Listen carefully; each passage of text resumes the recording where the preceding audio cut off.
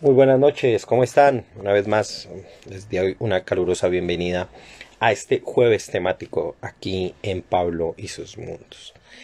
Bueno, ya vamos en este mes de abril, ya el día 21, que coincide con en el calendario judío, con parte de la fiesta de Pesaj, Hagag Pesaj, por lo cual mando un saludo enorme a toda la comunidad judía que me vea y Pesa Kasher Besameach, como solemos decir en este momento.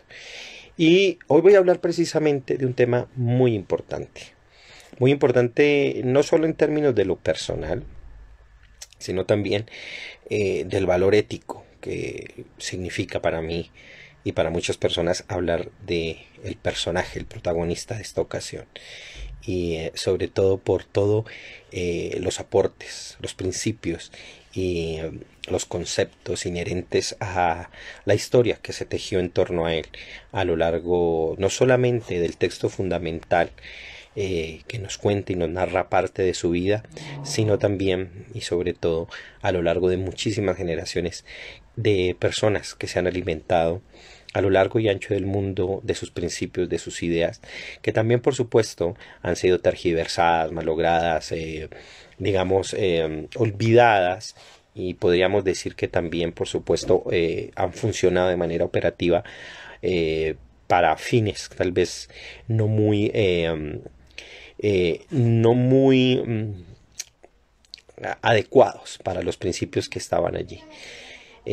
Me gusta hablar de el personaje que voy a dedicarle hoy porque es para mí sin duda alguna de entre todos los personajes que conozco, autores, filósofos, pensadores, escritores, para mí no solamente el más influyente, sino el más importante, por encima, muy por encima de muchas personas que admiro y a las cuales les tengo unas palabras de elogio por todo su desarrollo, por todo el pensamiento, por todas sus obras, ante las cuales yo pues personalmente, como se dice popularmente, me quito el sombrero por todo lo que lograron avanzar.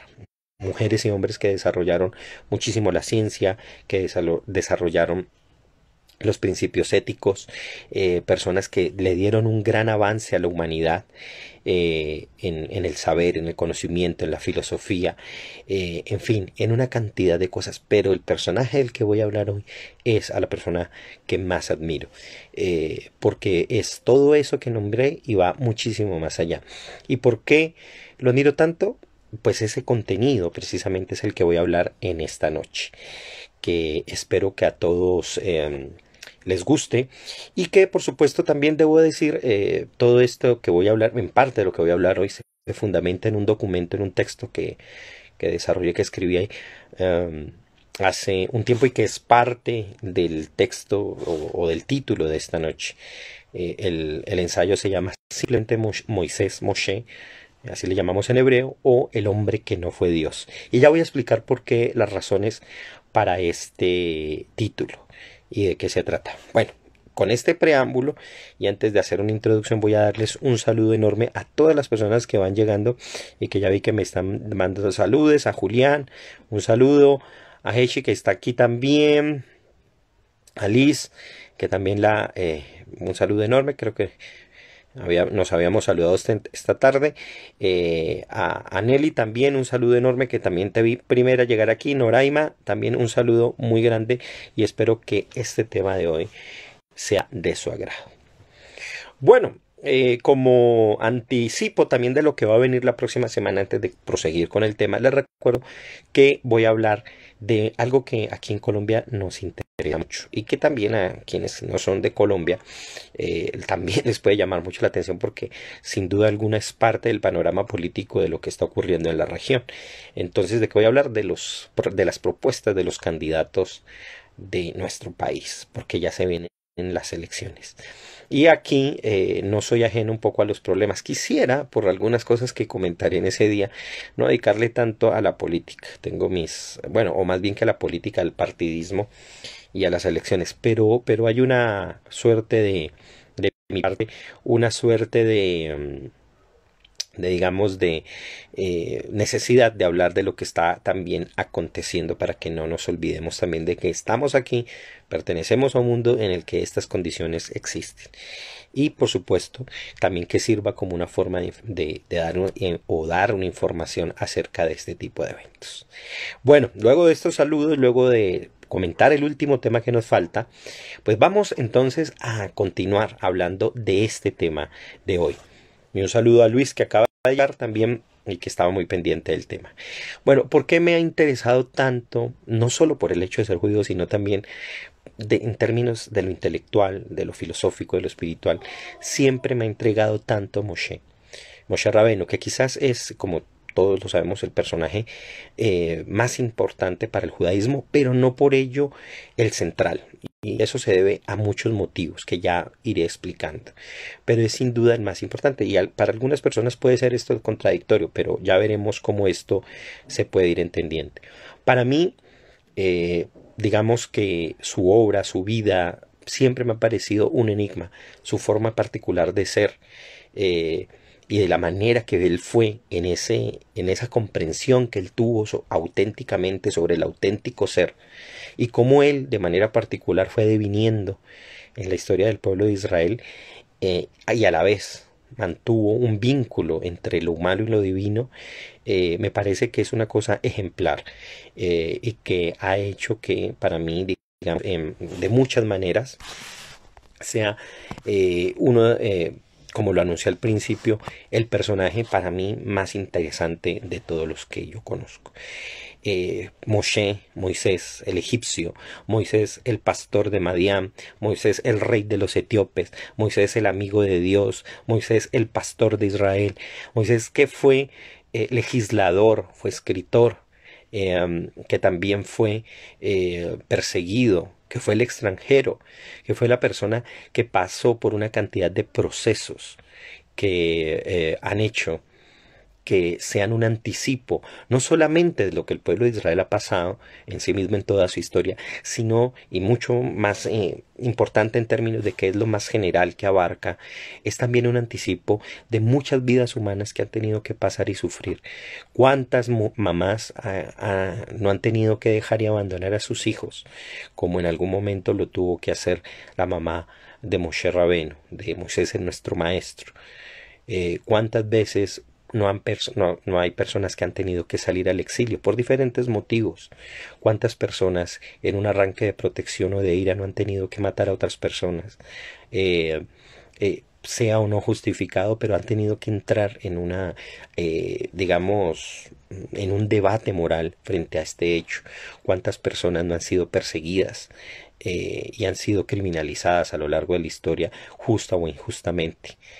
Todo esto, todo este tipo de cosas, no solo las vivió, no solo las enfrentó, no solo las sufrió, sino que de ellas, que es lo más importante, nos dejó una lección enorme que por generaciones sigue brillando y sigue presentándonos una gran luz, una gran oportunidad de aprendizaje. No solo a través de él se presentó, como dice la tradición judía, el concepto básico de la Torá, la idea de que los seres humanos podemos dirigirnos directamente hacia el Creador y establecer un vínculo muy fuerte con aquello que es el cosmos, que es la generalidad, que es la totalidad, y que ella, por supuesto, no es ajena a todas nuestras dolencias y a todas nuestras acontecimientos. No en vano a él fue quien se le revelaría el más grande de los nombres, que no es otra cosa, para resumirlo, por supuesto, en esta exposición, no es otra cosa más la comprensión de la totalidad del universo en su devenir, del proyecto del cosmos en su realización, y llegar a entender eso y poder transmitirlo, no solamente a entenderlo para sí mismo, sino transmitirlo a todo un pueblo, y hacer que ese pueblo viva con los principios que eso implica, es por supuesto una de las cosas más importantes. Y sobre todo, y eso es una de las cosas muy muy vital, es el profundo amor que este personaje tendría por todo el pueblo, que es algo que en realidad en la actualidad le falta a la mayoría de los líderes del mundo, porque no hacen sino trabajar para ser líderes. Y Moshe, que pudiendo ser Dios, no lo fue, se basó precisamente en el principio de la humildad para no para llevar y guiar a su pueblo. Y por eso quiero hablar muy bien de su vida y de todas sus cosas. Hacia el final ya expondré y llegaré al culmen y al punto máximo de esto que quiero exponer. Bueno, de paso voy saludando a Juan David y a Sandra Jimena, que acaban de llegar aquí. Les estoy mandando la manito, no sale, no es mi culpa, sino la de Instagram, que aquí no me deja saludar. Entonces les mando un saludo de esta manera. Un saludo también a Fernando Rojas, que acaba de llegar. Bueno, entonces, ¿por dónde empezar? ¿Cómo hablar de Moshe? Que ya después de todas estas palabras y estos elogios que nunca, yo creo que siempre, perdón, me faltarán. ¿Qué hablar? ¿Qué decir? Cuando efectivamente nosotros podríamos empezar por muchas de sus historias. De hecho,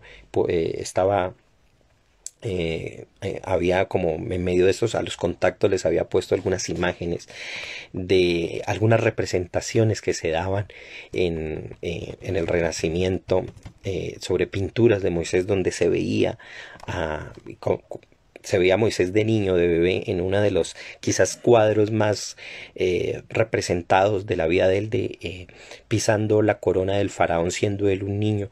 Y muchos autores, muchos pintores hicieron esta escena. Una escena que no está directamente en la Biblia, pero que es lo interesante. Estos autores lo aprendieron a partir de todas las fuentes rabínicas que fueron conocidas en este periodo.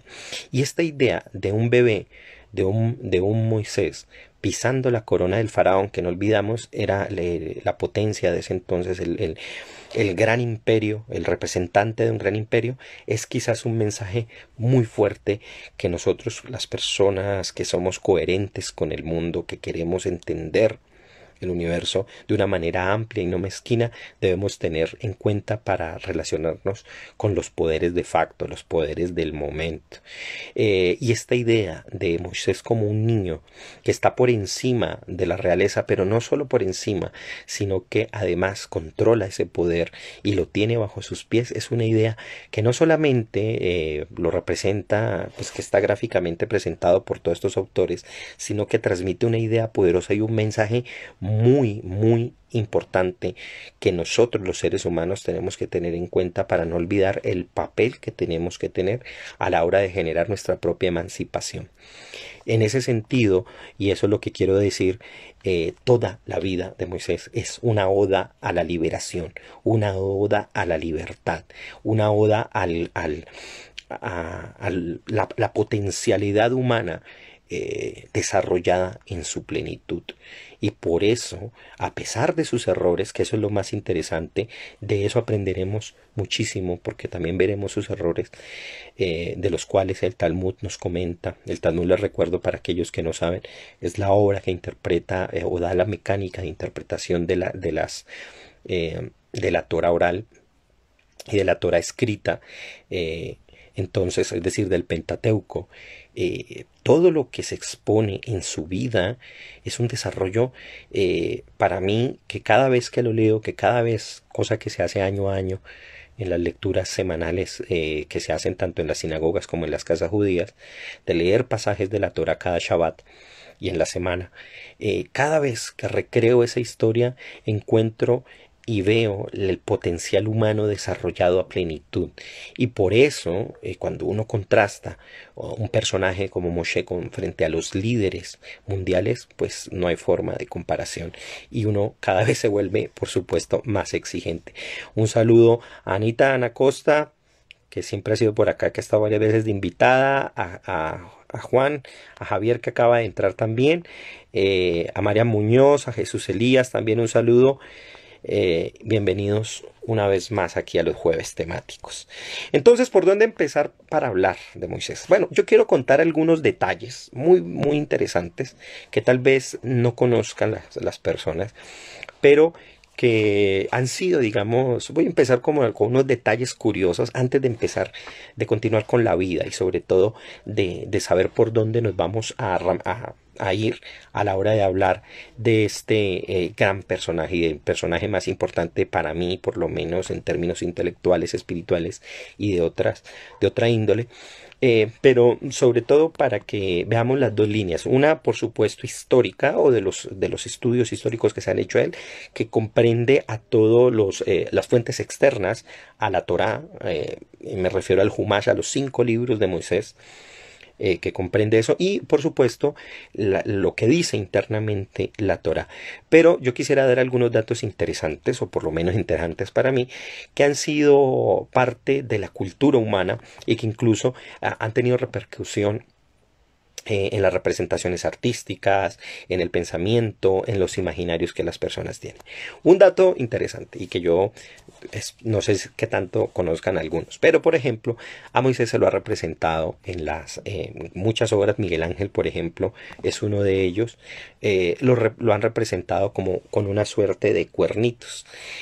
Para algunos que ignoran esto, puede ser pensaban que se estaba aludiendo a un tipo de forma de satanización de lo mosaico, pero en realidad no es eso.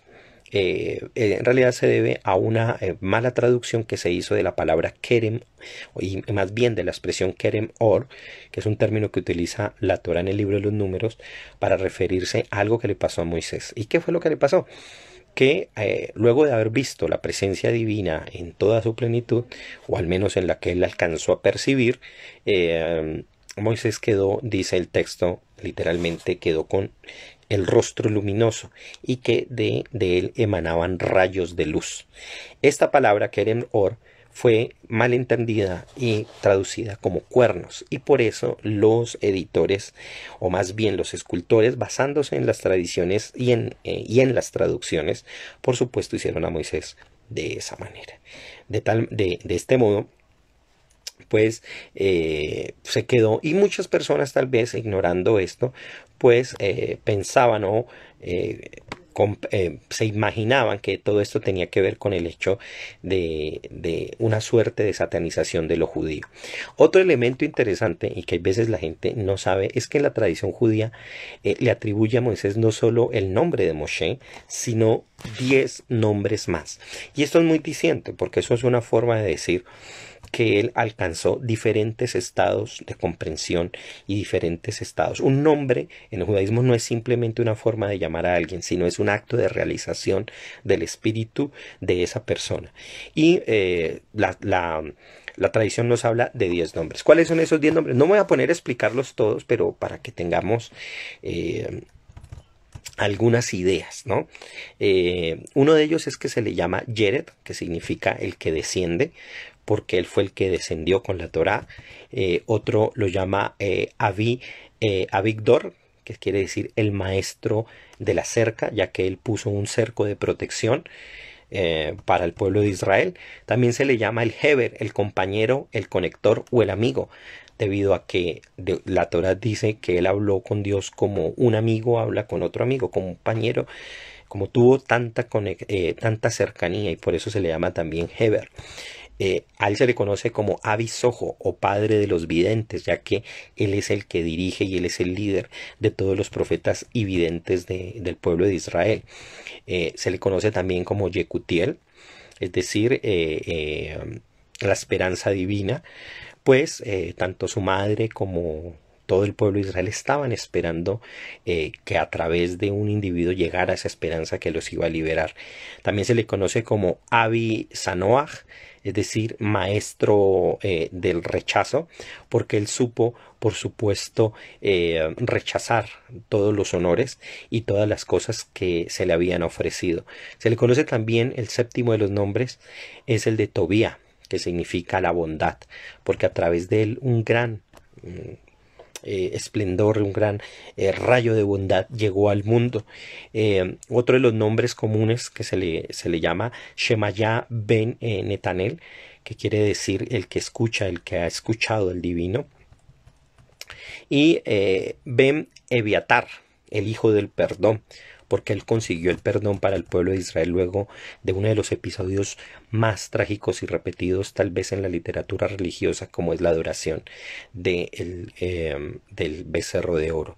También se le conoció, por supuesto, como Leví, que significa, que es también alusivo a la tribu de Leví al que perteneció, y por supuesto porque en últimas él fue el epítome y el representante de esta tribu que significa, nombre de la tribu que significa el que liga, el que une. Un saludo a Ignacio y un saludo también a Brigitte Delgado, que está por acá, Brian Delgado. Y el Raya Maná es el pastor fiel, como dice Ignacio aquí, que es un nombre que utiliza el Zohar y las fuentes cabalísticas para referirse también.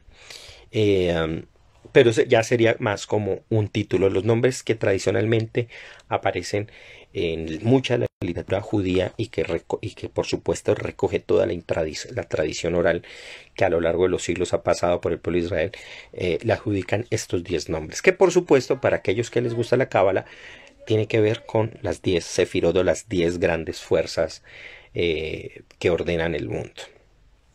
Ahora bien, ¿qué otro dato, por ejemplo, hay interesante en torno a la vida de Moisés? Y es que, aunque no voy a explayarme mucho en esto, como lo anuncié, él fue rey de los etíopes durante un tiempo. Esto nos lo cuenta el Talmud y nos lo ratifican algunos Midrash, donde cuentan que luego de la huida de Egipto, él huye, él se va un tiempo antes de llegar a la tierra de Madián, que era una tierra que estaba hacia el oriente de Egipto. Él antes de eso va hacia el sur y va al mundo de los etíopes.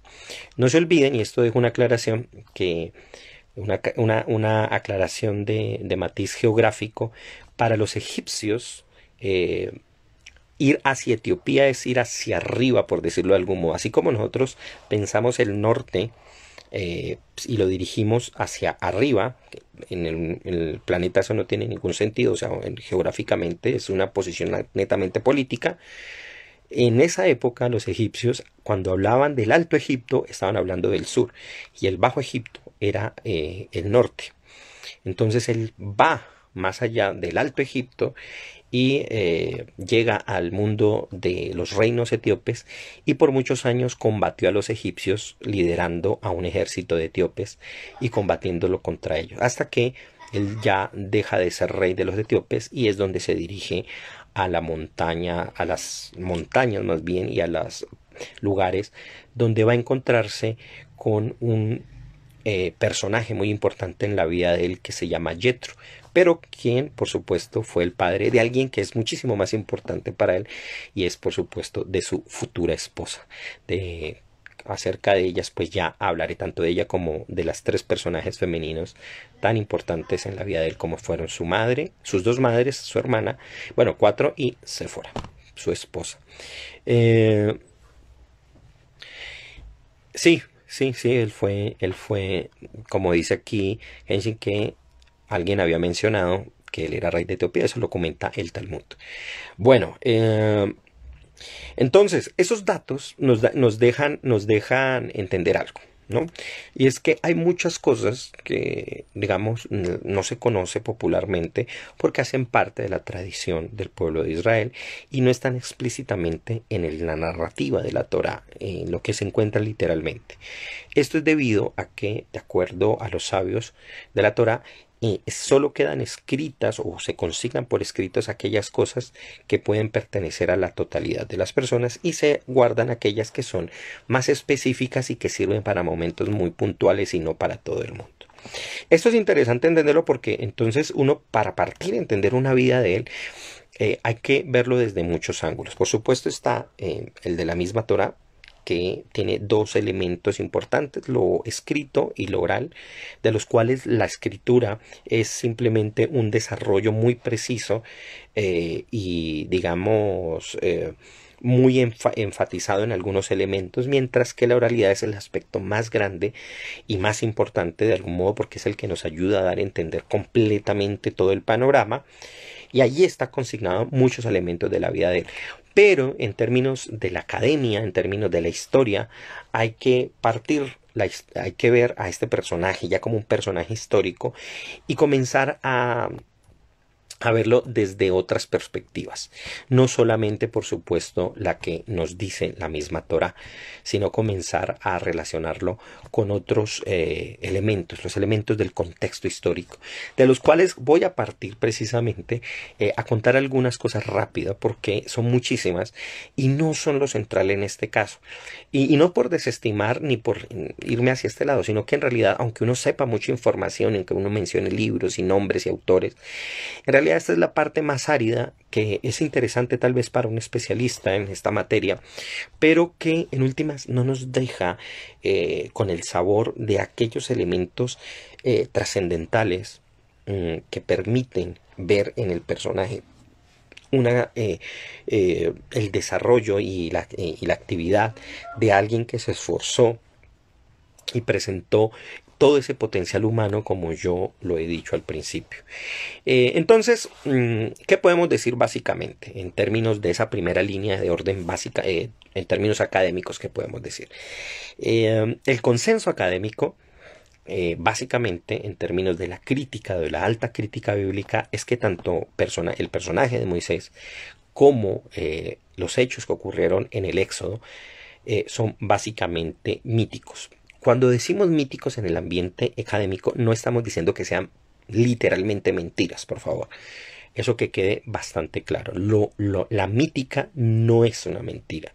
La mítica es un desarrollo textual que nos habla de una suerte de orígenes y de principios que fundan un pueblo que no necesariamente tienen que corresponder uno a uno, sobre todo palmo a palmo, con la historia tal como la vamos descubriendo, sino que es el desarrollo y la elaboración de creencias y de conceptos que se tejen y se elaboran para dar una visión o un panorama general para ese pueblo o para ese grupo que se acoge a esto.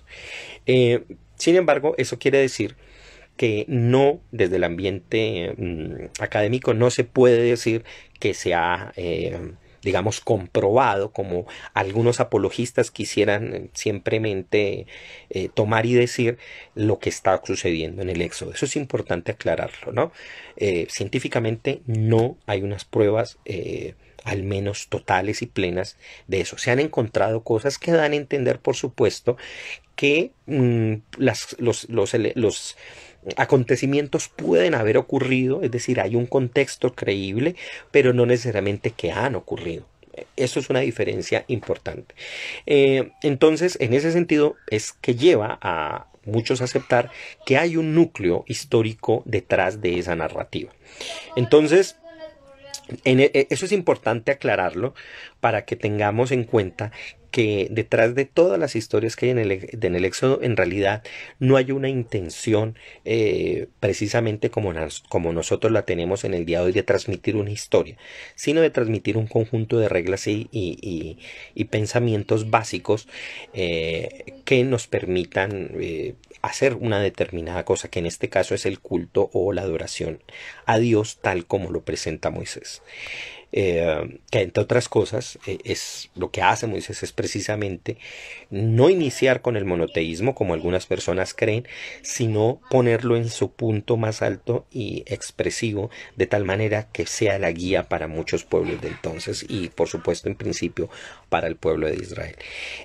Sin embargo, pues por supuesto hay eruditos tal vez un poco díscolos o lejanos al ambiente académico, o por lo menos que no están tan digamos apegados a las ideas y los paradigmas académicos, que por supuesto también han querido demostrar o interpretar estos encuentros arqueológicos históricos para entender una historia que se acoja o que sea muy similar a lo que dice el texto de la Torá, el texto del Pentateuco.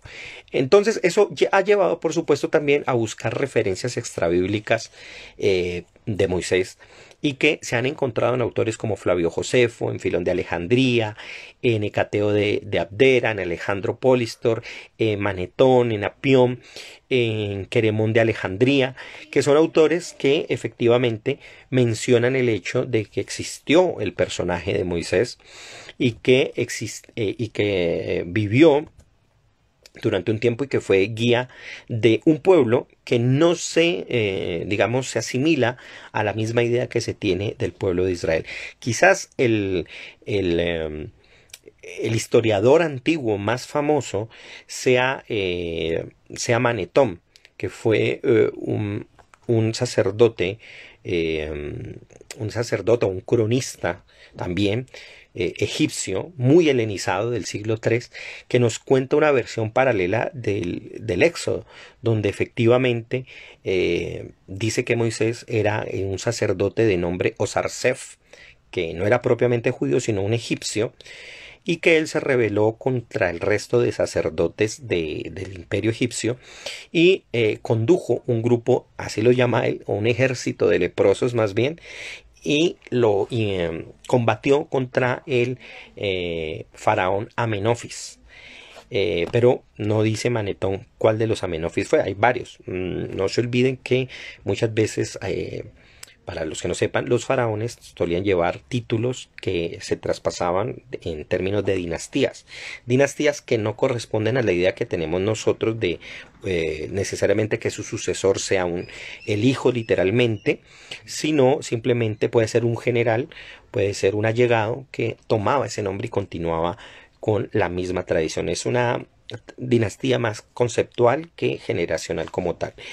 Y entonces él asegura que Amenofis los expulsó y después Osarsef cambió su nombre a Moisés y llegaron hasta una tierra con este ejército de leprosos y fundaron la ciudad de Jerusalén.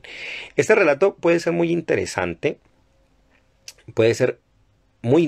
pero por supuesto todos los académicos ya pues desacreditan esta historia por la sencilla razón no solo de que es tardía frente a los textos de la Torá y a todo digamos a la tradición judía que ya existía para entonces, sino que además está claramente presentado como un libelo en contra de la comunidad judía, que ya para entonces, por supuesto, en los ambientes helenistas presentaban a críticos que comenzaban a, digamos, a servirse de ciertos mitos antisemitas para transmitir este tipo de ideas.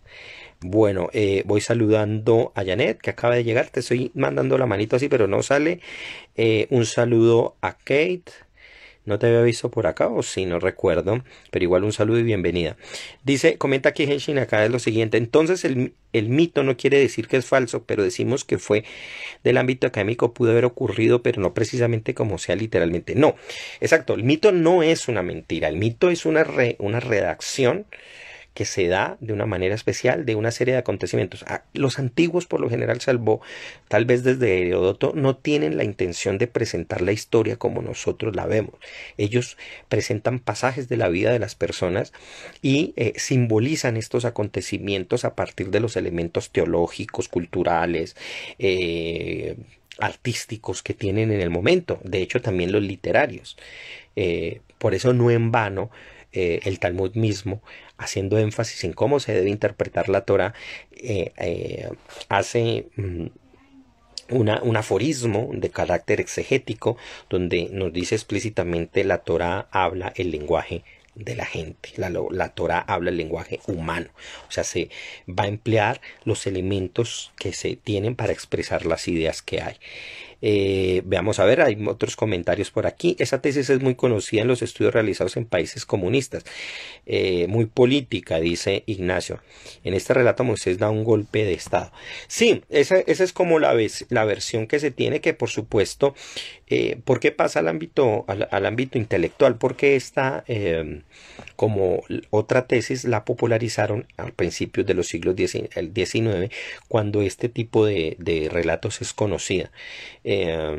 Cuando comienza a exportarse a partir de los intelectuales que comienzan a ver otras lecturas de otros documentos que existen en ese y que se comienzan a traducir por el trabajo, por un lado malvadísimo como hace todos los colonialismos, pero por el otro lado muy interesante porque es el que, especialmente el colonialismo británico, pero es el que va a dar a conocer muchísimas fuentes de informaciones en todos los ámbitos y para todas las religiones del momento. Bueno, entonces a la luz de todos esos descubrimientos egipcios nuevos, pues esos investigadores del siglo XX que comienzan a surgir y a generar tesis, quizás los más conocidos son Kitchen, Albrin, Knott, que son personas que se comienzan a meter en el ambiente y en las condiciones y encontrar otra lectura de este tipo de personajes. Y van a encontrar cosas muy valiosas y que incluso a la hora de la verdad, contrario a lo que los creyentes afirman, pues terminó dándoles en cierta forma la razón.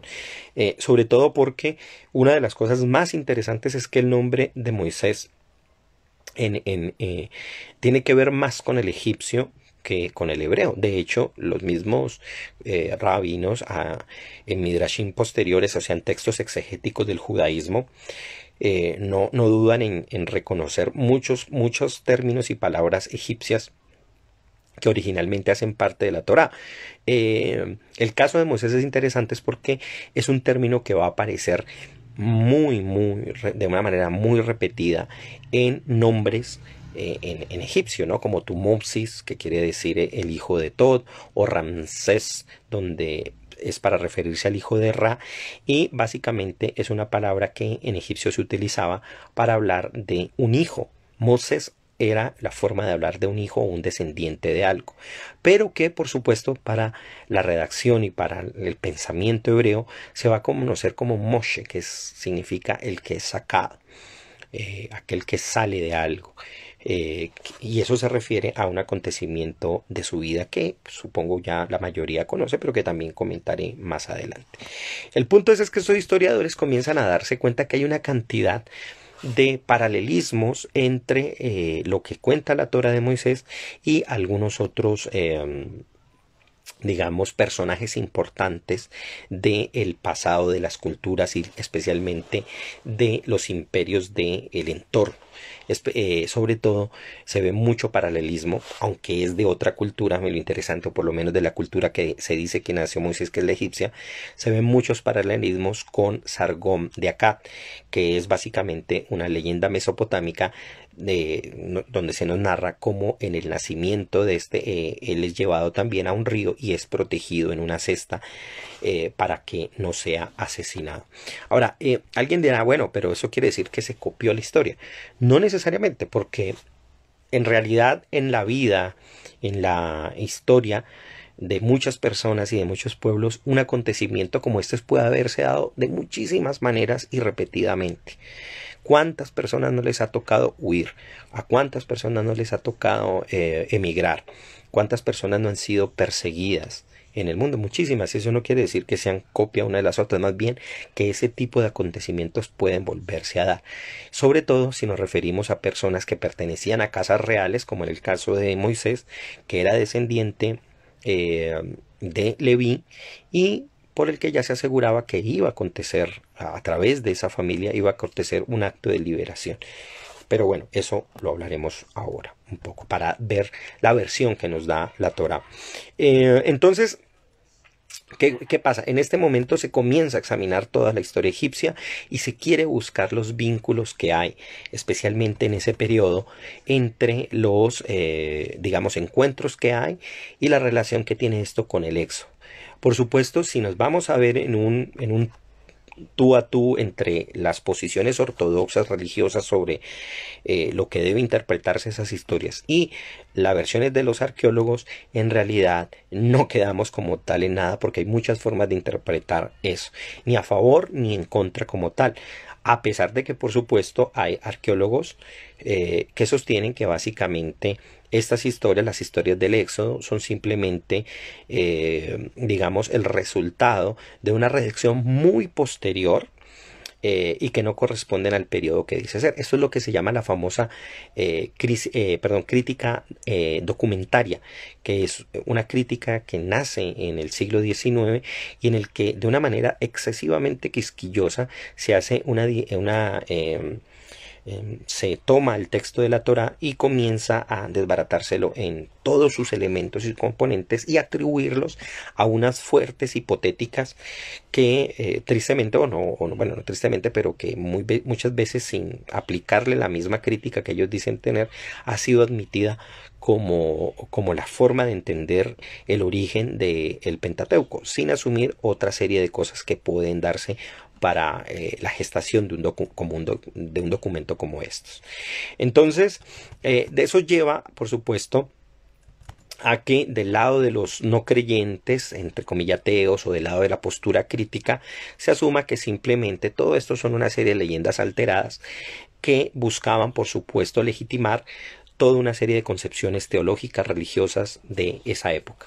Por el lado, por supuesto, de los creyentes, las cosas no se han quedado así y se han creado cosas un poco especulativas sobre investigaciones y encuentros que se han hecho, y uno puede encontrar documentales como el Éxodo descifrado, el Éxodo descodificado se llama, donde estuvo el mismísimo James Cameron trabajando allí, pero en realidad son cosas bastante especulativas, ¿no?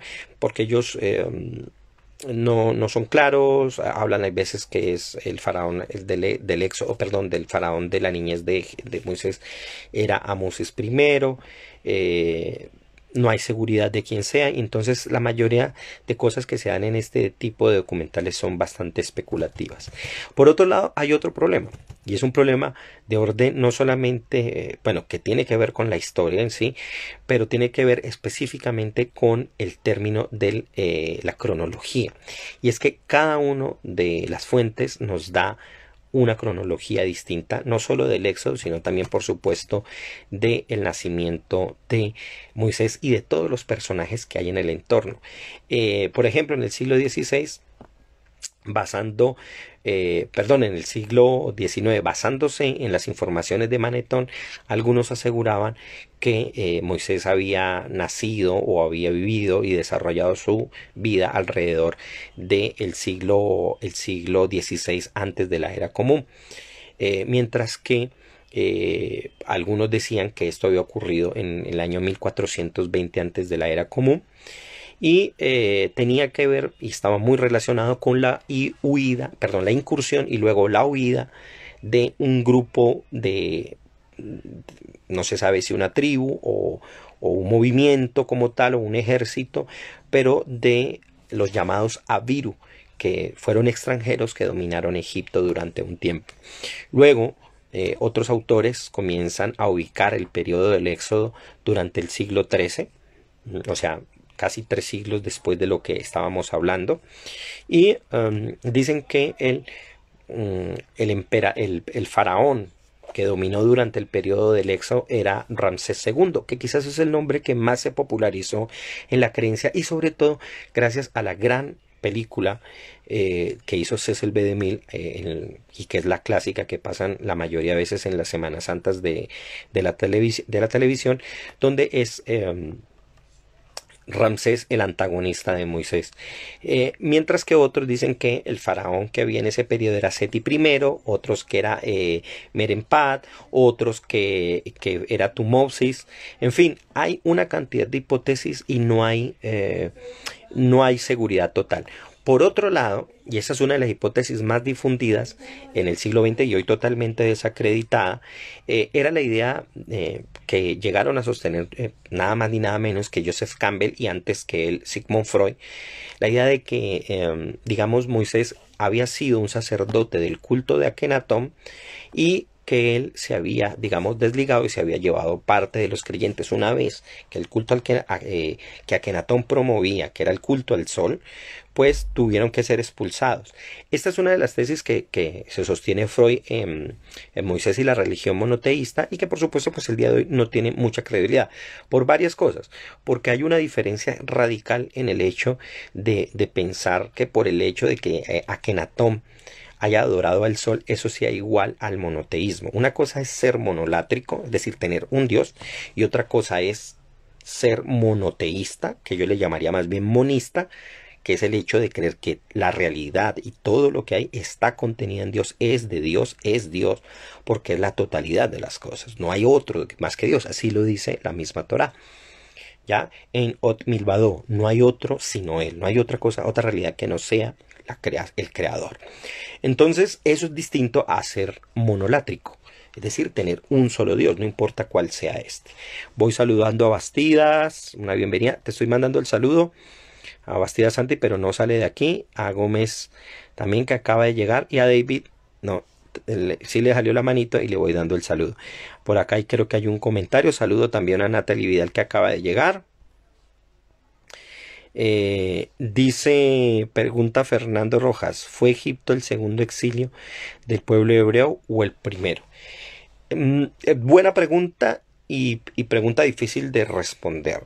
¿En qué sentido? No porque sea, o sea, no es complicado, más bien complicada más que difícil.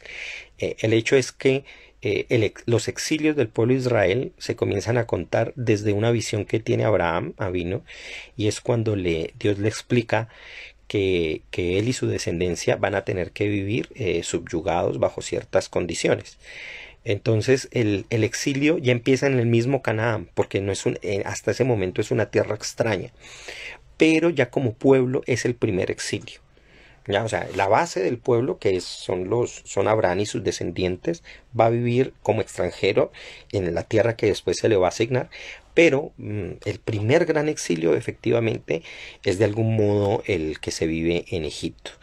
Esa es como la forma de responder, por supuesto, a esa pregunta. Bueno, entonces, si nosotros vemos, hay una cantidad de elementos en la vida de Moisés que podemos leer desde la perspectiva histórica. Y que son interesantes, pero que no podríamos llevarnos allá. Ya es precisamente en la Torá donde está el contenido que nos importa, más allá del hecho de si es verdad o no, si aconteció o no, sino que es un relato creíble, que es un relato de alguien que efectivamente pasa por todo un ciclo. Es más, los mitólogos podrían analizar perfectamente todo el proceso que vive Moisés y es perfectamente la transición del héroe o el camino del héroe y que él vive, que él comienza a tener, y entonces ahí es donde está lo importante, o sea, la médula de la historia de Moisés, más allá, vuelvo y lo digo, de que el hecho de si es o no correspondiente a una realidad histórica está en lo que nos narra la Torá. Y aquí vienen los elementos más importantes. Ya, ¿cómo comenzar? ¿De dónde agarrarse para uno tomar ese potencial, esa vida tan potente que fue la de Moisés? Bueno, partamos de un hecho importante, al menos tal como la Torá nos comenta, y es como comienza el libro de Shemot. El libro del Génesis, el libro del Éxodo es el libro de Shemot. El libro del Génesis, o el libro de Bereshit, como se lo conoce en hebreo, termina con el pueblo, o por lo menos con la gran familia de Jacob instalándose en Egipto. ¿Ya?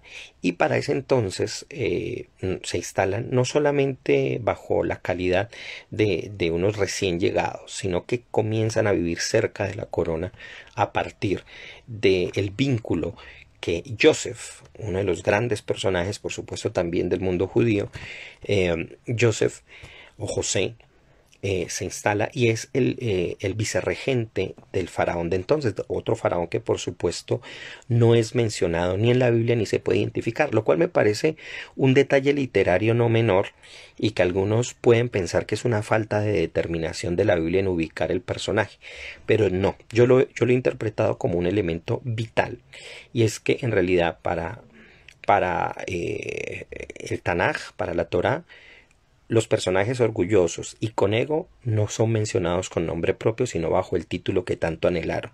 Entonces ya pierden su personalidad. No son el faraón Tumopsis, sino el faraón.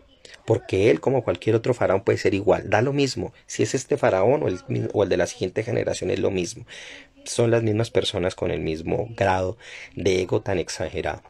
Entonces, bueno, el caso es que le llama así el faraón. Y hay un faraón que favorece a Joseph. y le permite que viva. Algunos piensan que ese faraón que favoreció a Joseph tenía que ver con el gran grupo de los Hicsos, que fueron toda una serie de pueblos semitas que llegaron a Egipto y tomaron el poder y que vivieron durante ese periodo y generaron grandes dinastías que luego los egipcios por decirlo así, puros, entre comillas, fueron los que desarraigaron de sus listas de reyes o que llevaron a que los olvidaran o por lo menos los dispusieran en otros monumentos para no contar un poco parte de su vida y de sus hechos, sino dejarlos al margen. Entonces, ese faraón favorece a Joseph y Joseph lleva a toda la familia. Cuenta el libro del Éxodo que llegaron 70 personas allá. O sea, más bien 72 personas, porque se cuenta a Jacob y al mismo Joseph que ya estaba allá, no se cuenta. Y este grupo se establece en una ciudad llamada Goshen, que fue una ciudad donde vivió el pueblo israelí, donde nacería el mismo Moisés, especialmente en el sector que estaba, digamos, bajo la guía o el control de la tribu de Leví. Tribu que más adelante va a tener, por supuesto, es parte de la tribu de Moisés, un papel central en el sacerdocio y en la guía espiritual del pueblo. El caso es que Moisés nace en este periodo y llega en un momento muy difícil porque había un dictado de parte del faraón donde tenían que morir los niños y tenían que salvarse las niñas, y esta es una orden que se le da a las parteras. La Biblia en el libro del Éxodo no menciona quiénes son las parteras que cuidan a Moisés, pero la tradición dice que son nada más ni nada menos que la misma propia mamá de él y también su hermana Miriam. Sin embargo, pues la Torá no los menciona con nombre propio. El punto es que estas parteras desobedecen y de algún modo engañan a toda la realeza y comienzan a guardar a los hijos varones, y uno de esos hijos varones es Moisés, y Moisés es protegido por su madre por unos 3 meses y luego es llevado hacia el río. Y aquí va a suceder uno de los primeros acontecimientos importantísimos en la vida de Moisés, y es el hecho de que su madre lo deja en el río, pero es también el encuentro con otra de las mujeres más importantes de la vida de él. Y aquí quiero hacer una aclaración muy muy importante que ya mencioné antes, y es que si Moisés es un hombre fuerte es porque hubieron mujeres detrás de él y con él que lo apoyaron desde el principio y le hicieron un hombre verdaderamente fuerte. Y son 4 mujeres básicamente. Una, por supuesto, su mamá, Yochebed, Batia, que es el segundo personaje en este caso y es con quien se va a encontrar, que es la hija del faraón, y que la Torá, el Midrash, nos va a contar una cosa bellísima del relato y extraña además.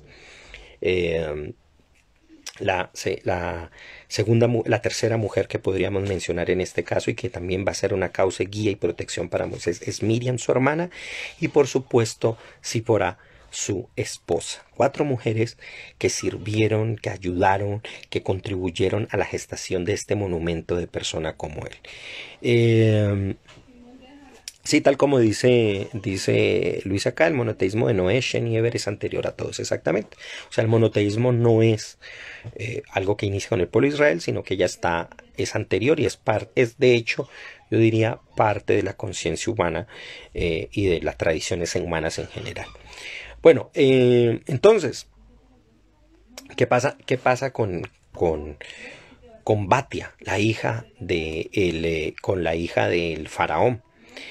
Cuando la mamá deja a Moisés en el desierto, en el río, en la canasta, dice la tradición y cuenta también, por supuesto, la Torá, que la hija del faraón lo ve y la Torá explícitamente dice que manda a una de sus siervas por el niño, pero el Midrash, adornando esto pero también contándonos algo maravilloso, dice que esas siervas en realidad se refería a sus manos que se extendieron, y fue tanto el amor de Bati al ver al niño, porque cuenta el Midrash que era un niño que desde chiquito iluminaba, su rostro era iluminaba, y por eso la tradición dice que es un niño divino, eh, sus manos, ella estaba a la orilla del río, sus manos se extienden, se alargan y abarca y trae al niño hacia sí y lo adopta y lo toma como parte de su mismo ser.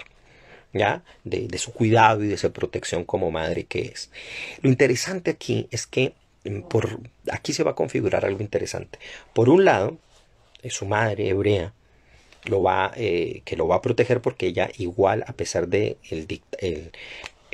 la declaración del rey, el decreto de matar a los niños, ella lo va a proteger. Y lo va a proteger cuando la misma madre adoptiva la nombre a ella como la nodriza. Y aquí viene esto que quiero decir, y es que ya comienza a configurarse en él dos cosas importantes. Es su tradición hebrea, por un lado, pero también el fuerte conocimiento que él va a comenzar a tener del mundo egipcio. ¿Ya? De los cuales también va a aprender muchas cosas y muchos valores, y no en vano muchos de los elementos artísticos y conceptuales van a ser, por supuesto, de todo el conocimiento egipcio. Ahora hago un paréntesis aquí para que la gente, aquellos que no conozcan un poco la narrativa en grande del Tanaj, de lo que llaman la Biblia o el Antiguo Testamento. Hay que entender que para el mundo judío Egipto no era una cosa pequeña, sino que era visto no solamente como la gran nación, sino que era gran nación por el hecho de que había sido una de las potencias más fuertes y más bendecidas y más, digamos, beneficiadas con una cantidad de cosas, pero que debido a cosas como el ego desviaron, por supuesto, todo su potencial. Pero el conocimiento, la sabiduría que tuvo y que Egipto potenció y los desarrollos que hicieron fueron grandísimos, al punto tal que incluso muchos siglos después el profeta Ezequiel en una parte de su libro hace por supuesto un elogio completo a la sabiduría que tenían los egipcios. Y estamos hablando que él lo hace en Babilonia, muchísimos siglos después de los acontecimientos que ocurren que son fundadores en la vida de Moisés. Entonces él se cría también no solo en el mundo hebreo, sino también junto al conocimiento que se va a desarrollar en el mundo egipcio. Y allí, sin embargo, comienza un proceso interesante y es un poco también que algunos llaman una crisis de identidad, y es también una suerte de cuestionamiento sobre quién es él, cosa que es algo importantísimo entender. Toda persona que quiere realmente tener un verdadero proceso espiritual tiene que hacerse esa pregunta y tiene que desgarrarse internamente en sus procesos de identidad, que es algo muy paradójico con lo de hoy. Mientras que hoy buscamos procesos identitarios todo el tiempo, lo que nos dice en el fondo la Torá es un proceso de desidentificación y de reconocimiento también de la serie de identidades que nosotros podemos llegar a tener, pero no tener un enamoramiento de eso, sino más bien una posibilidad de despojarse, aunque reconociendo aquello que se tiene. Entonces, Moisés comienza a cuestionarse eso, es parte y miembro de la familia del faraón, pero no le es suficiente, y no le es suficiente por la sencilla razón que está viendo la opresión a la que el pueblo judío está allí, a la que el pueblo hebreo está siendo sometido, y le toca contrastar esa parte que sufre, pero también esa parte que es beneficiada, y comienza a darse cuenta el peligro que esto implica para el desarrollo de su pueblo. Entonces, ya en su corazón se comienza a desarrollar una idea, por supuesto, de emancipación frente a esa situación, y esto se ve muy patente en el debate, el momento que surge cuando él tiene que salvar a un hombre hebreo que está siendo maltratado por un capataz o un jefe egipcio que lo iba a matar, y él interrumpe esa muerte, protege a su hermano hebreo, y él reconoce efectivamente de qué lado de la historia se va a poner. Y eso es una cosa importantísima, ¿no? Pero mata a este hombre hebreo y eso le lleva a otro dilema. Y es el hecho de tener que haber matado a alguien, que por más egipcio que fuera era una persona.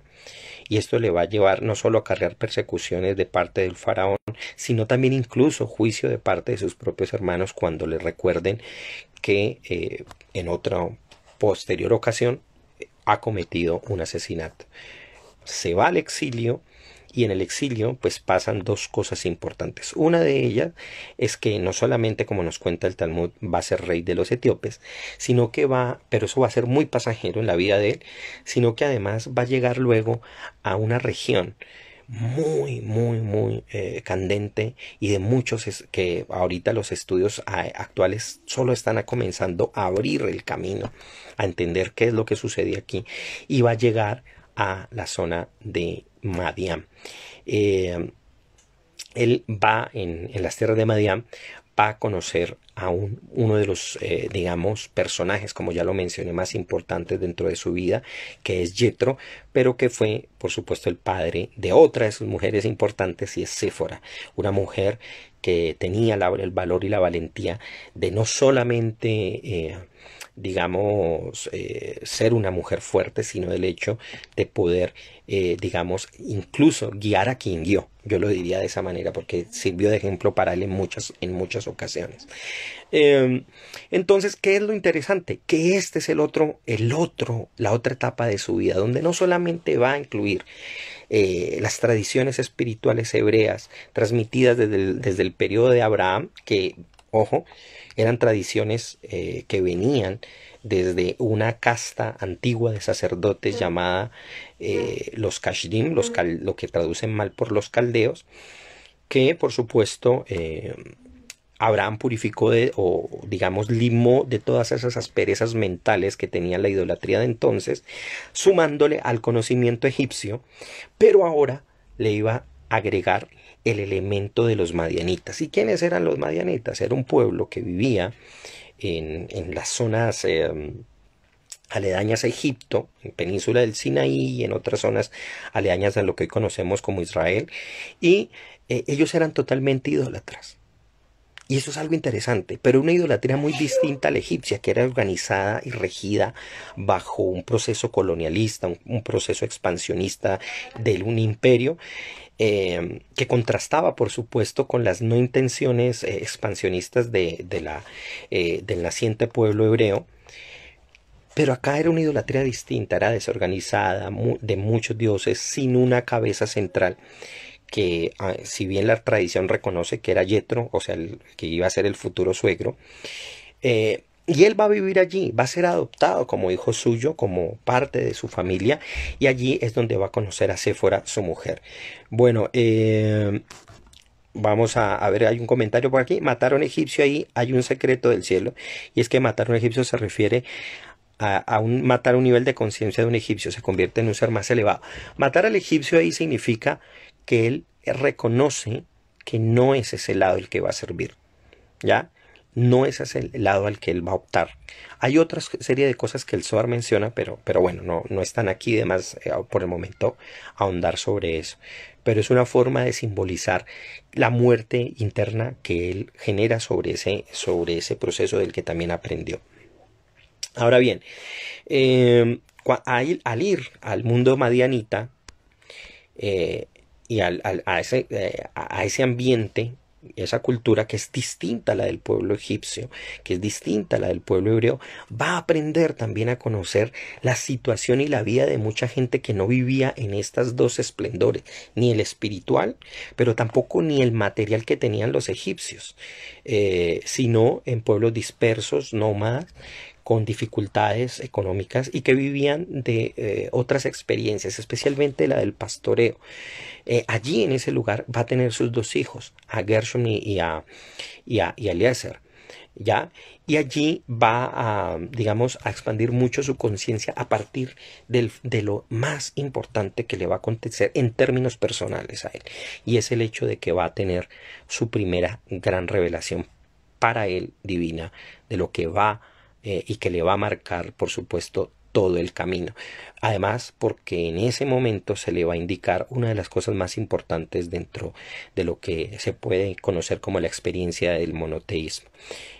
Comentario por acá, un saludo a Diego y un saludo a Federman, que acaba de llegar aquí también, que me dice, veamos el comentario. El comentario Dice Fernando, los hijos de Moshe y Zipora fueron Gershon y Eliezer, correcto.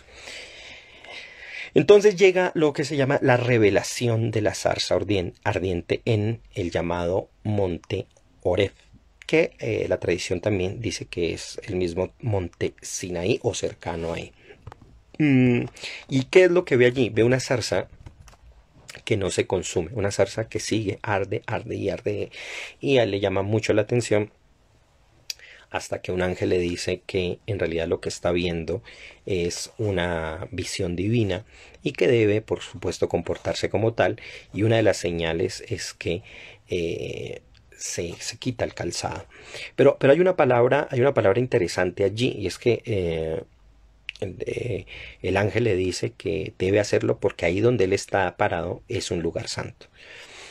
Lo cual los rabinos posteriormente en el Midrash lo interpretan como el hecho no de que ese sea un lugar santo, sino que allí donde uno esté debe ser un lugar especial. Santo no en el sentido moral, no en el sentido de los imaginarios monásticos, sino en el sentido de que es un lugar distinto. Allí donde uno esté parado, debe ser un lugar especial.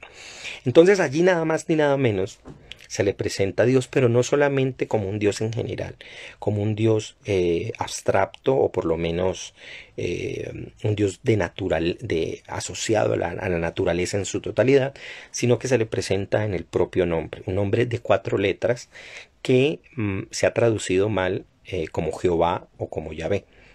Esos 2 nombres no tienen nada que ver con el nombre de 4 letras que en el mundo judío no se pronuncia, sino que en últimas le enseña qué es ese nombre y qué es lo que implica. Y que básicamente el concepto de lo que está allí es ser aquello que será siempre. Que se suele traducir mal como yo soy el que soy, pero en realidad es seré aquello que seré. Que es una forma de expresar la cercanía y la relación en todos los acontecimientos y en todas las situaciones que va a vivir el pueblo de Israel y por supuesto toda persona que se acoge a esta concepción y a esta creencia. Entonces, ¿qué es lo que pasa? Que Dios lo comisiona y llega algo interesante que va a ser marcante en toda su vida, y es que él no quiere ser el líder. Eso es bien importante, él no quiere ser el líder. Sin embargo, Dios le insiste, y es interesante aquí el hecho de cómo Dios le insiste y lo envía para que sea él. Y uno de los elementos que le llevan a decir yo no quiero ser el líder es que él se declara torpe de lengua, que en realidad quiere decir, de acuerdo al Midrash y al Talmud, que él era tartamudo. ¿Y por qué era tartamudo? Porque en una ocasión, cuando era muy pequeño, cuenta el Midrash, siendo él un niño prodigio en todo sentido, iba a decir unas palabras delante del faraón donde lo iba a increpar por algo que vamos a ver más adelante y que es el corazón de esto que vengo diciendo, y lo iba a increpar y un ángel para protegerlo a fin de que luego de estas palabras no resultara el niño muerto, se presentó como un fuego y le quema un poco la boca y hace que el niño calle ante el dolor con tal de no anticiparle estas palabras fuertes que le iba a decir al faraón. Listo, vamos. Bueno, ahorita volvemos sobre sobre estos comentarios que me están diciendo tanto Fernando como Charles. Bueno, el punto es que Moshe obedece, va ante el pueblo, pero no lo hace solo, sino que Dios le asigna a su hermano Aarón en calidad de profeta. Y aquí llega un punto clave en esto que vengo exponiendo, porque la Torá declara explícitamente que le dice Dios, tú serás Elohim, tú serás Dios para el faraón. Yo he llamado a esta charla el hombre que no fue Dios, pero la Torá lo llama específicamente Dios. Entonces, aquí donde está la contradicción de lo que estoy diciendo. Hay que aclarar una cosa, para que no haya malos entendidos aquí. La gente tiene una pésima concepción de la palabra Dios, pésima. Que entre otras cosas algún día es uno de los temas que hablaré, y tiene que ver con el hecho de que cuando hablan de Dios piensan en un personaje que creen que está sobre unas nubes sentado mirando y echando rayos, y eso no tiene nada que ver. La concepción de Dios en la antigüedad y en el concepto prístino puro del texto hebreo se refiere a tener poder sobre algo. Aquello que tiene poder sobre otra cosa es un Dios. ¿Ya? No quiere decir Atención, no quiere decir esto que todas las cosas o cualquier cosa necesariamente lo sea, sino que aquello que toma un poder voluntario o obligado por parte de otro se constituye un Dios. Esto quería decir de una manera en que Dios le estaba asignando: tú serás Dios para el faraón, es decir, tendrás poder por encima del faraón. Dios le asignó un poder por encima del faraón. Pero era tanta lo que él no quería presentar, que Dios lo envía o le ayuda el apoyo de su hermano Aarón. Y por eso continúa el texto diciendo: y Aarón será tu profeta, es decir, Aarón será el vocero, será quien iba a hacer las relaciones directas. Pero el mensaje principal, digamos el profundo, iba a ser transmitido directamente a través de Moisés. Por eso el Talmud cuenta la mecánica que él tenía a la hora de dar sus enseñanzas. Las recibía Moisés, se las transmitieron, Aarón se las repetía a Moisés para saber si él las había confirmado, y luego volvían a hablarlas ante el pueblo. Y bueno, hay una serie de procesos bien interesantes de cómo se debía enseñar. El caso es que va al pueblo y comienza a hablarle y a decirle al faraón la necesidad de expresar la libertad del pueblo y de que no podía tener al pueblo como esclavo.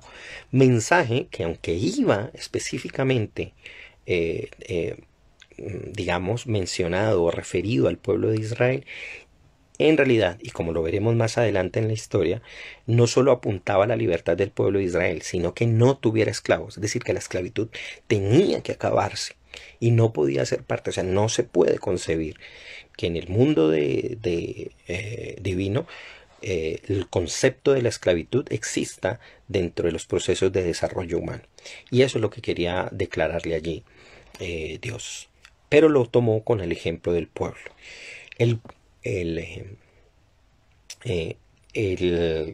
faraón, por supuesto, se niega, y se niega con razón, se niega con lógica del momento. Y es que si yo quito mis esclavos, ¿quién me va a producir? ¿Quién me va a hacer? ¿Quién va a hacer las cosas? Esto se nos vuelve un relajo si no hay esclavos. Acuérdense que estamos hablando en un periodo de antigüedad donde el sistema de producción era esclavista. Entonces me está quitando el sustento este tipo con lo que está diciendo. ¿Qué es lo que va a proponer entonces? Digamos, Moisés va a continuar con su mensaje, donde toda la liberación y el concepto de emancipación va a ser subrayado por el hecho de que Dios lo ha declarado. Él nunca, digamos hasta cierta etapa solamente, el faraón nunca va a aceptar eso. Eso es lo que va a llevar a que ocurran 10 fenómenos que la Torah menciona, y que por supuesto en estos días de Pesaj lo hemos recordado, y que son las famosas 10 plagas. 10 plagas que van desde las formas, digamos, más inocuas y menos agresivas hasta la muerte total y final de los primogénitos, que ocurre bajo un hecho que es básicamente duro y espantoso. Es la llegada de una entidad llamada el Destructor, que destruye a todos los primogénitos, que, atención, no solamente eran los egipcios, sino de aquellos que no se protegieran bajo unas condiciones rituales que estaban allí expresadas. Ahora bien, más allá de eso, de todo esto, es dar a entender que esas 10 plagas, esos 10 castigos, de acuerdo a la tradición, era una forma de castigar a todas esas concepciones erróneas que estaban allí implícitas y que se habían configurado bajo la adoración idólatra. Una cosa y eso que lo entienda para aquellos que no conocen estos elementos del judaísmo, se es muy enfático en combatir la idolatría, porque la idolatría no es solamente un culto a un dios especial, sino es aquellas concepciones que detienen la capacidad y el flujo del pensamiento y el desarrollo humano en su potencial. Véanlo de esta manera: la idolatría son barreras que los seres humanos nos disponemos a través de ideologías, ideas y preconcepciones que no permiten que nuestro desarrollo espiritual y mental se den en todo su potencial. Entonces llegan estas 10 plagas y son un mensaje al faraón para que vaya viendo en realidad el poder dónde está. El faraón se niega, incluso teniendo plagas durísimas como la de las tinieblas, que el Midrash dice que no era simplemente oscuridad, sino una tiniebla que era tan densa que congelaba a las personas en el espacio, o la plaga de las de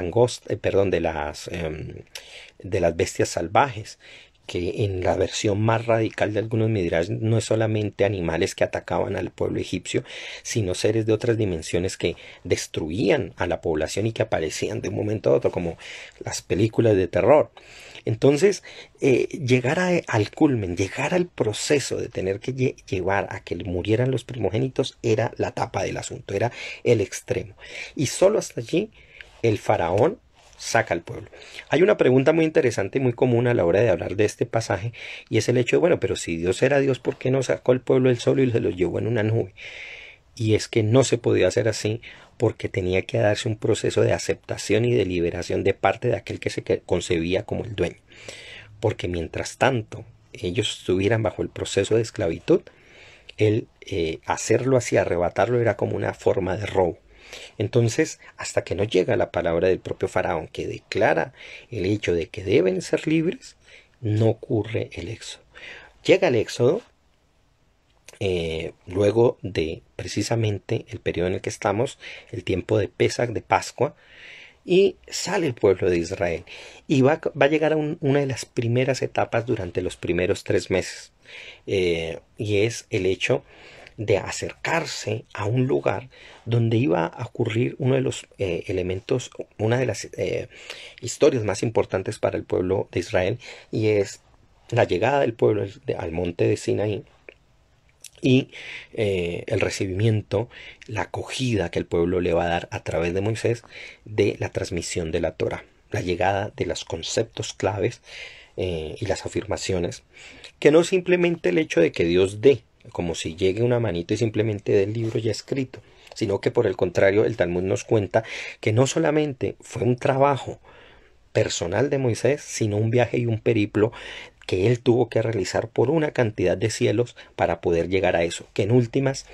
más allá, vuelvo y lo digo, de su literalidad y de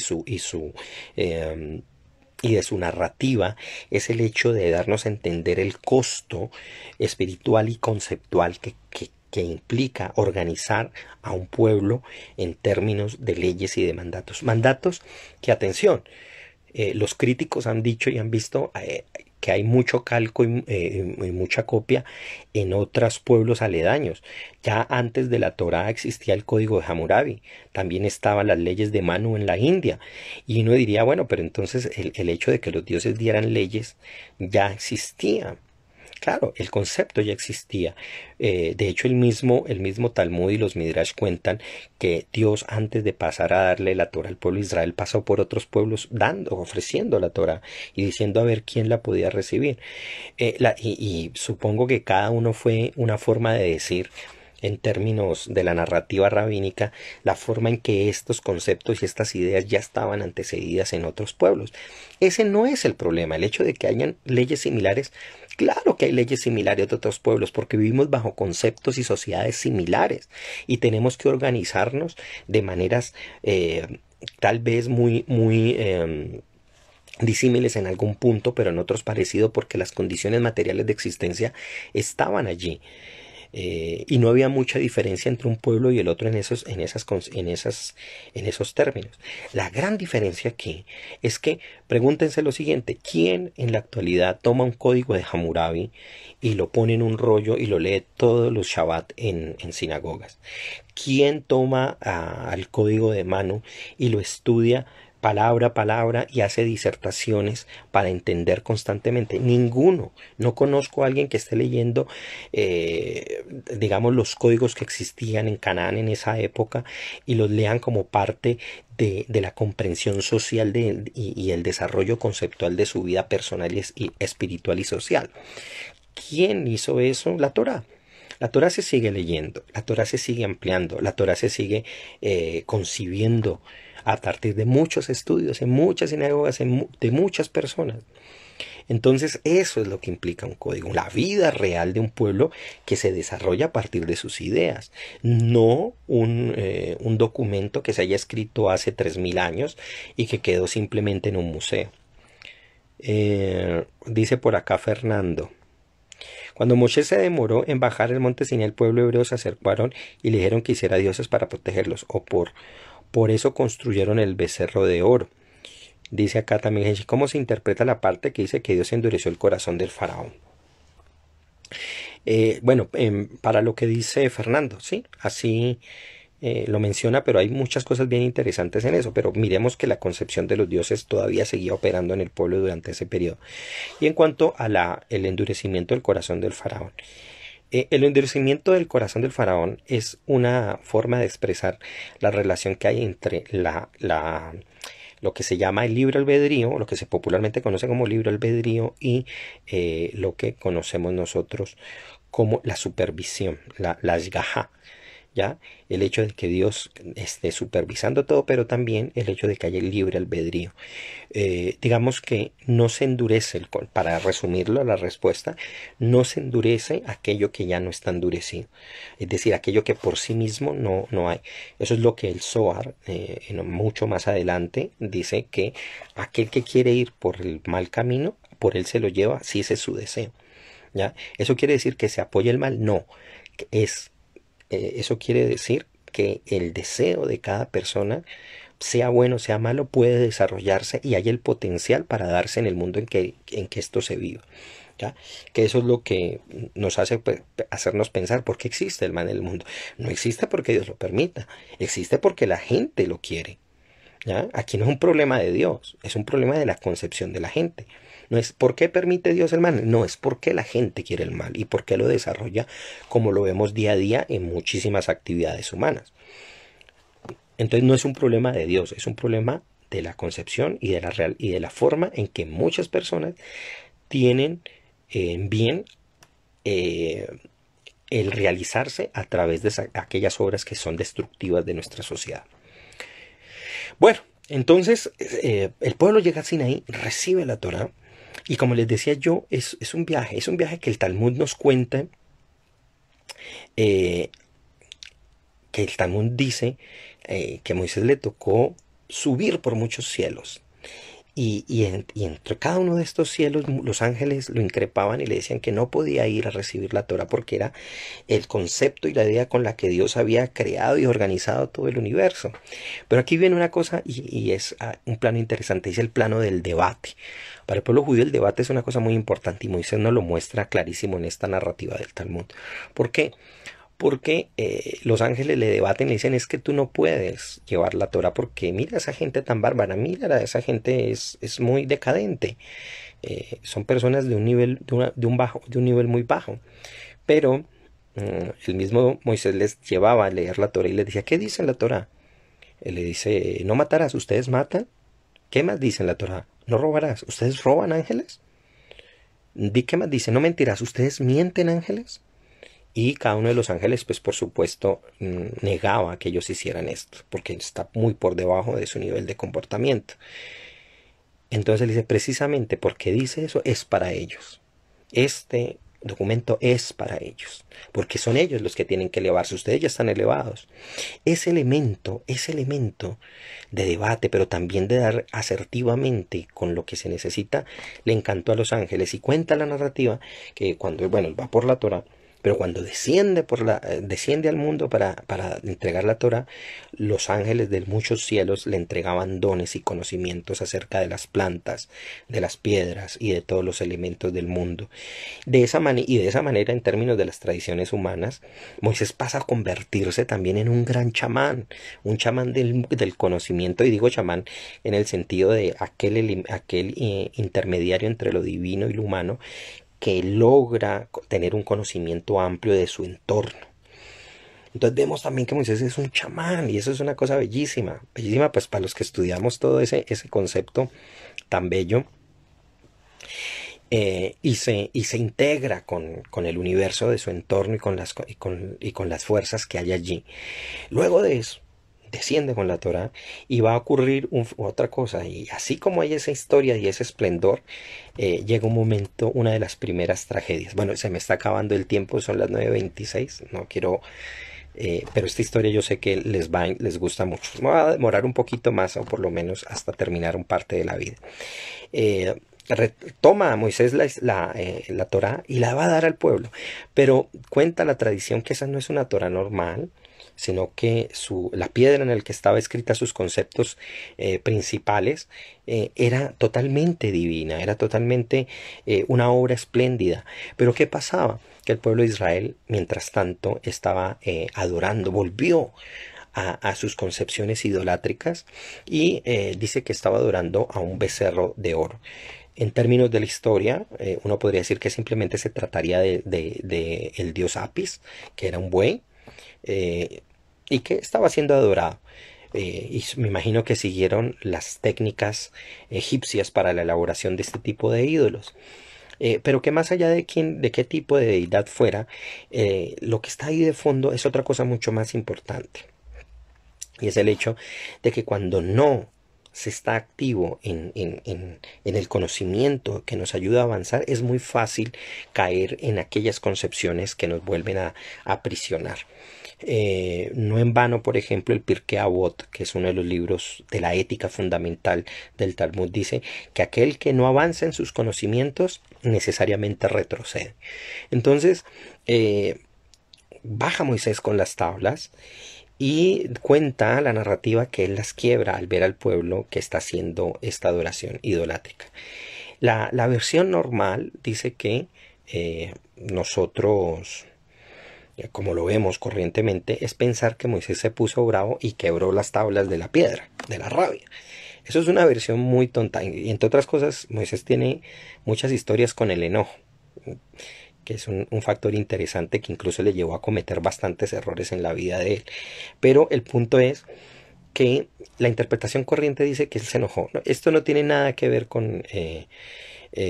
no tiene nada que ver con un enojo. Tiene que ver con otra cosa, y es que cuenta el Midrash, cuenta el Talmud, que era tan hermosa la hora en que le fue entregada la Torah, que dice él, si ellos están adorando algo que acabaron de hacer y que ellos vieron mismo cómo se formaba, ¿qué tal si les entrego estas tablas? Entonces, si adoran un becerro, pues estas tablas las terminan volviendo otra cosa. Y ojo, porque ese es el elemento central que va a entender Moisés de una manera impactante para su propia vida y para la vida de los demás. Y es la necesidad de no adorar nada, de no adorar algo que nos termine volviendo esclavos, porque ese es el principio de la esclavitud, el culto a cosas que no necesitan ser adoradas, porque además, entre otras cosas, es un daño a esa misma cosa, a esa misma realidad. Entonces, pasa esto, el pueblo es castigado, ocurre una cantidad de acontecimientos y tiene que entrar Moisés en otro proceso del cual no me voy a poder explayar mucho más, pero sigue el éxodo y eso lleva a un castigo del pueblo y a hacer que Dios diga y decrete que va a vagar por tanto tiempo, por 40 años, en los cuales el éxodo se va a extender y el pueblo va a pasar por toda la península del Sinaí, va a continuar alrededor de eso, va a vivir en esta zona durante mucho tiempo y no va a poder tener acceso a la tierra prometida. Hay otra serie de acontecimientos, hay peleas, hay digamos conflictos internos durante ese periodo, pero va a llegar un momento que es quizás el más llamativo y es al que voy yo aquí para ir concluyendo, y es cuando Moisés tiene que acercarse a su muerte, y él estando cerca, ya cerca de las planicies de Moab, Moisés sabe que viene su muerte, y todo el libro llamado el Deuteronomio son los dos grandes discursos de Moisés en el monte Nebo, en Moab, en la tierra de Moab, cerca o allende a una zona a lo que va a ser la tierra prometida, y él va a dar allí sus dos grandes discursos y va a dar una canción que va a ser parte, pues por supuesto, de todo, casi de una de las ejemplos y de las joyas de la poesía escatológica. Y él va a acercarse a su muerte. Y aquí es donde yo quiero comentar, porque este texto que yo descubrí un tiempo atrás en un libro, es el que el que me llevó a generar esta disertación en torno a Moisés y al por qué le llamé de esta manera. Moisés o el hombre que no fue Dios. Y vamos a escuchar esto, porque con eso termino para poder darle cierre a la disertación principal.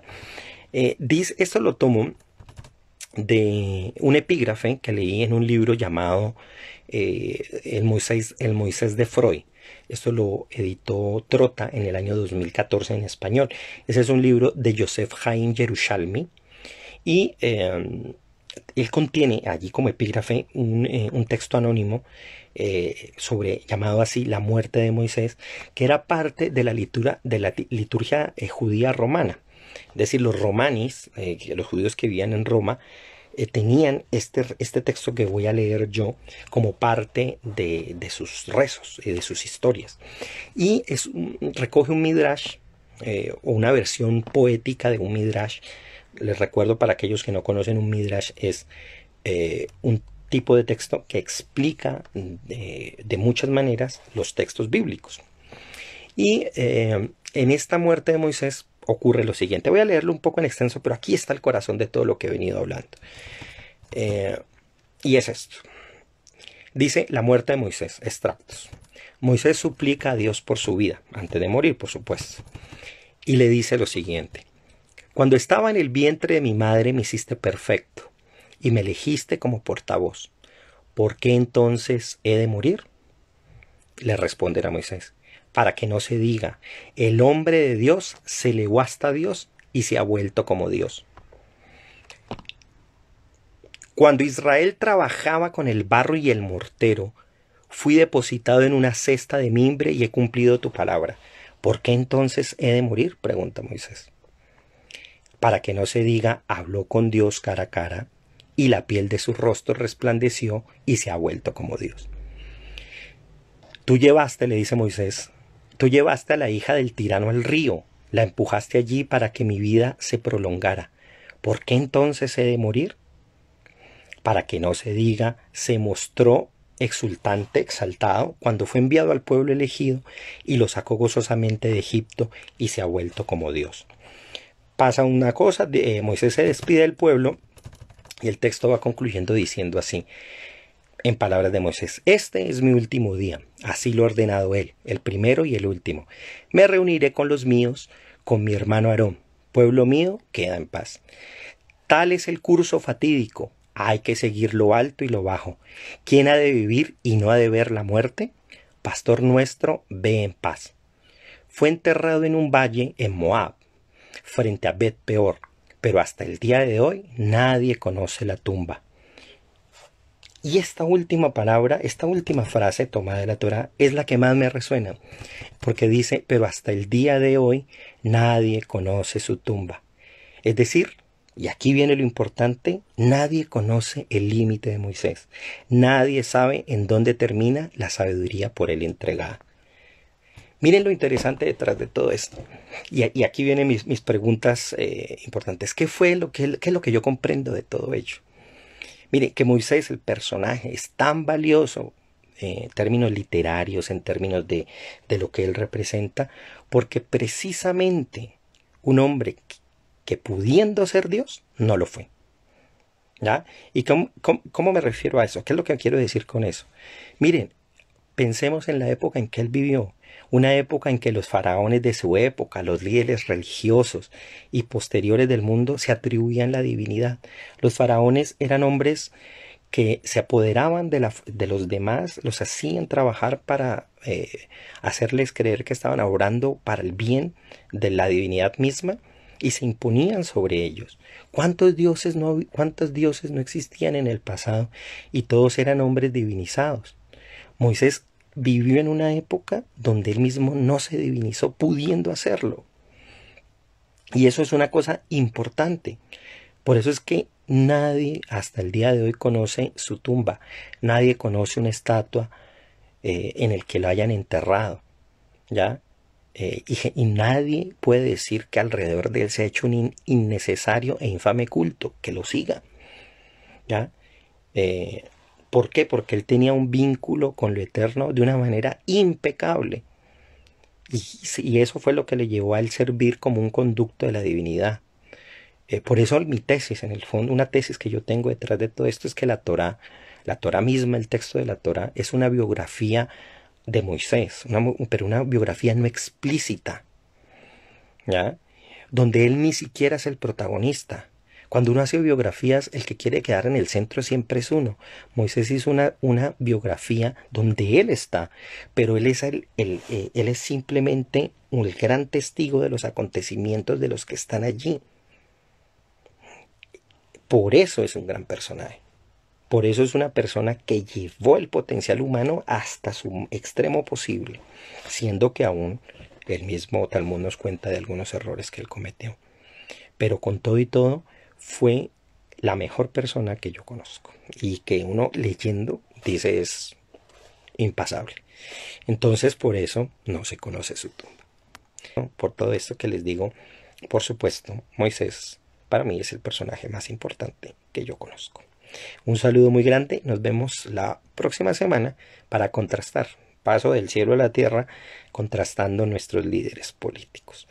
Entonces, un saludo muy grande, nos vemos y espero que este jueves temático les haya gustado porque fue un tema para mí por lo menos muy interesante. Un saludo muy grande y nos vemos en el próximo tema.